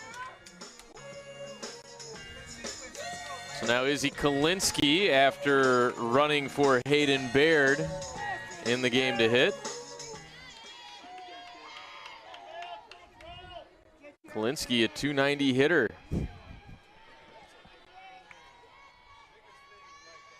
They can all swing the bat. They can. How many teams have 2 almost 300 hitters on the bench? The Dayton Flyers, we know that. Right down the heart of the plate for strike 1 to her.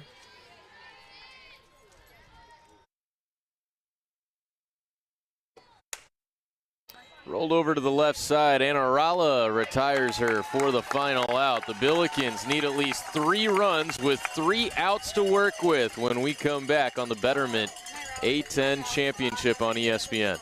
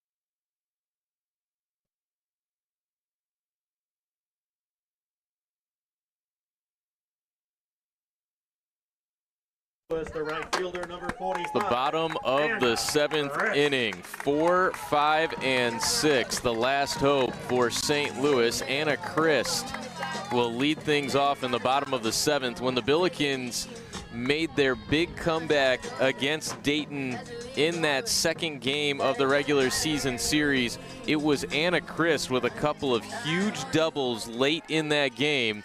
Can she spark them again?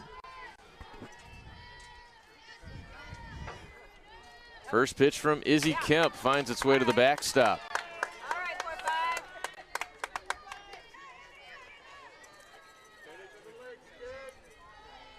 Christ is 0 for 3 in this game, a couple of flyouts and a pop out.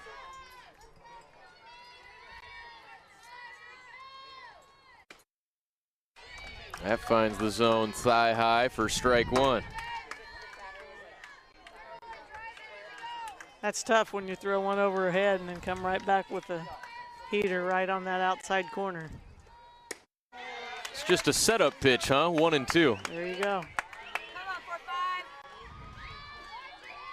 What strikeout pitch is she going to use here? I think we're going to see the riser, I would imagine, on a 1-2. Got her to swing through. 1 down in the bottom of the 7th. The first baseman, number 17, Kate Profit.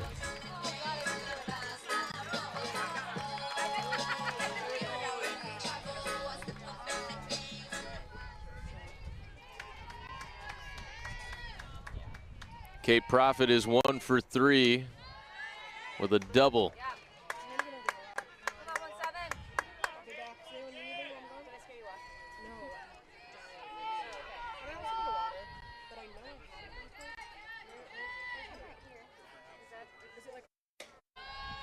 Two and 0. Haven't seen Kemp fall behind very often. No, we haven't.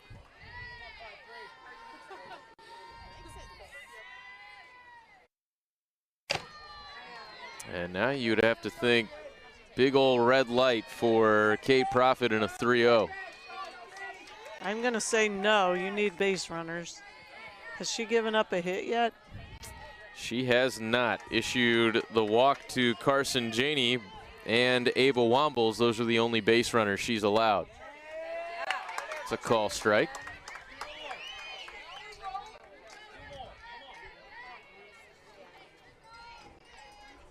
Turn around and challenge her again. She doesn't want to put somebody on.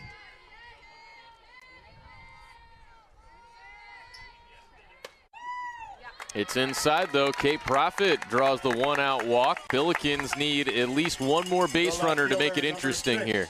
That's a good start. Steven.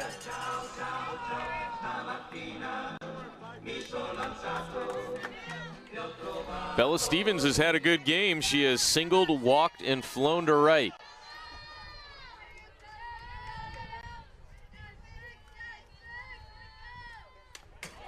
That gets to the backstop, and now Profit up to second base with 1 down. So it takes the force play away. Sure does, which is big.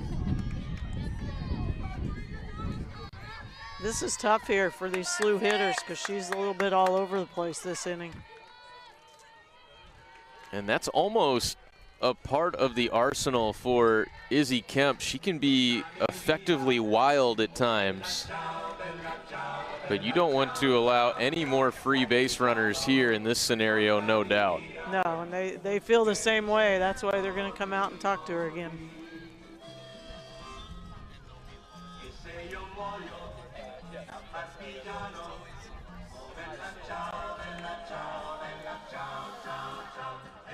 It's a good start for SLU, but they definitely need another base runner here. Ava Wombles is the hitter on deck. Then you wonder if it gets to her and beyond if there are some pinch hitters at the bottom of this order.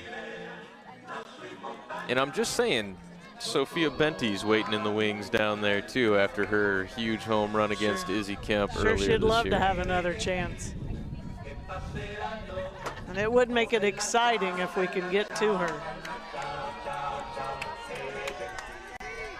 See if Izzy Kemp allows that to happen. It's a 1-0 count, 2-0 count here to Bella Stevens.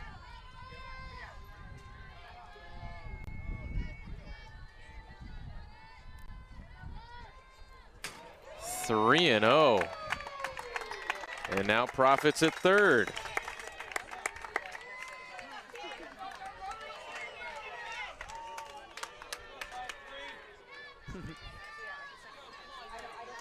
I'm telling you, as a batter, this is tough. That's in there.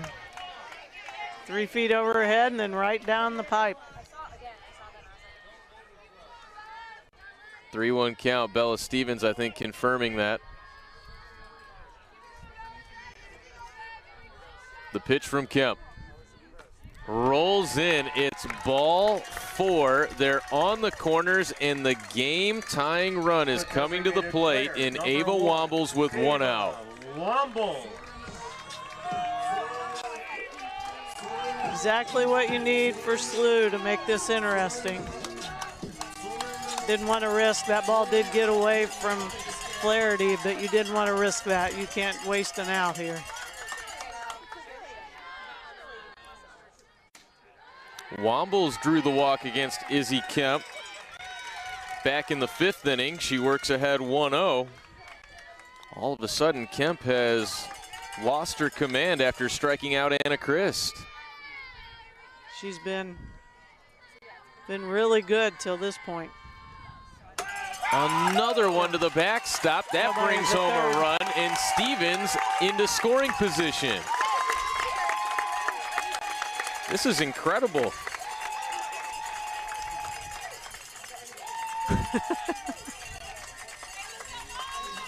Our home plate camera is worse for the wear.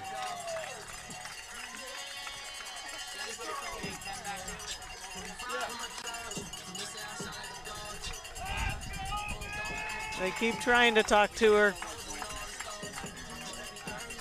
Pull it back in here. The experience she has, I have a hard time believing she won't, but you never know because this is difficult both ways. I think the count's 2-0, isn't it? It is 2-0.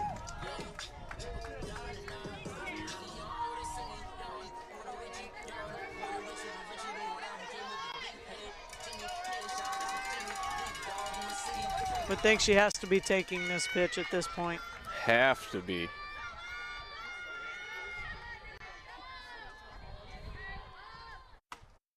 That's upstairs. Kemp in danger of putting the game-tying run on. SLU at this point, this is exactly what you want. Keep passing that bat to the next one. That's a call strike.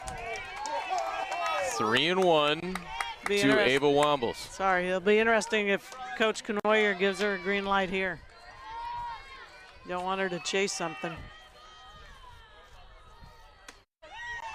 It's a full count.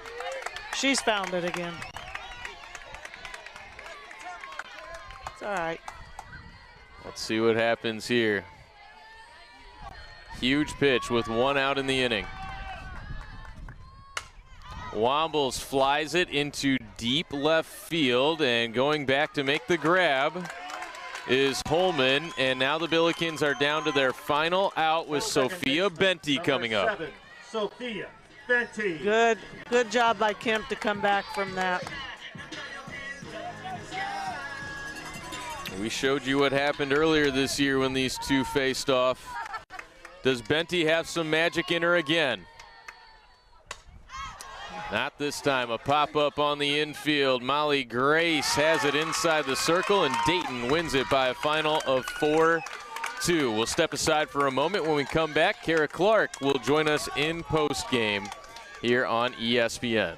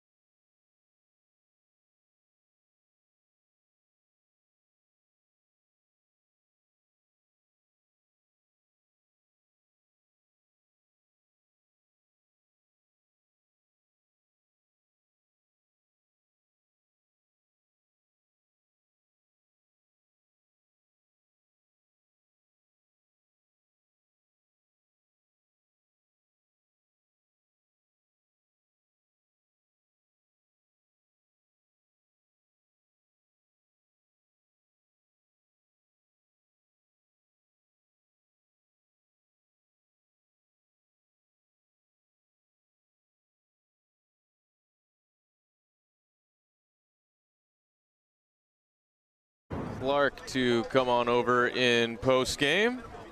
Carson Janey got the scoring started. A solo homer to make it 1-0, but Dayton had an immediate response.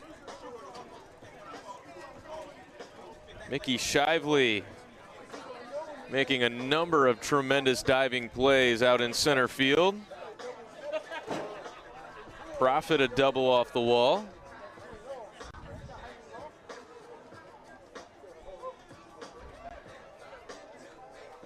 And then it was Molly Grace.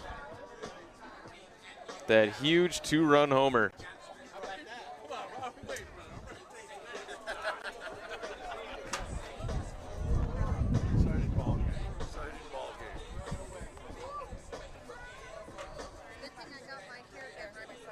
Right. Brogland dumped that one into right field, brought home another run. Christ was able to gun down the second runner. That made it a 3-1 game at the time. And now we've got Coach Clark here joining us in post-game.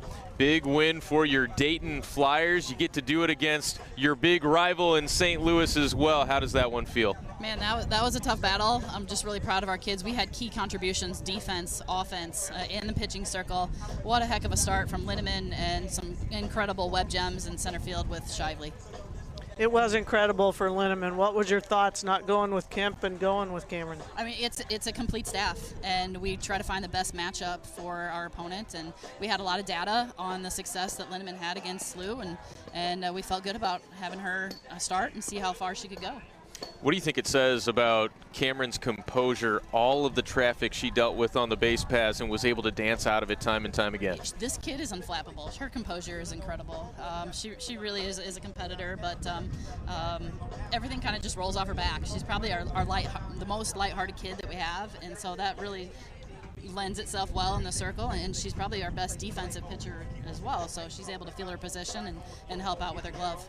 That she did do. Tell us about the middle of your lineup coming through. Man, I know Flaherty started it off, and Grace came up with some hard contact. They just really executed our plan extremely well, and so this offense really buys into their job and their role, and what do we need to do to counter what our opponent is doing, and they did a phenomenal job of that.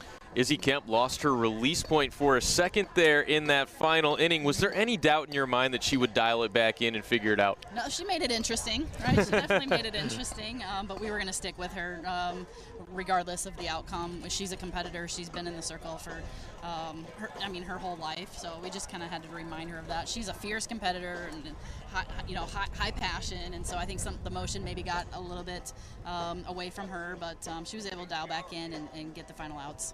Kara Clark, congrats on the win, and go enjoy this one. Thank you, appreciate it. Congrats. Thank you so much. Thank you. And we appreciate all of you tuning in. A big shout out to our phenomenal crew helping out once again. We'll be right back with another game. The Billikens will turn around and play St. Joe's coming up right after this. Dayton takes this one by a final score of 4-2. For Lori Blade, I'm Colin Surrey saying so long for a little bit. We'll be right back with you on ESPN.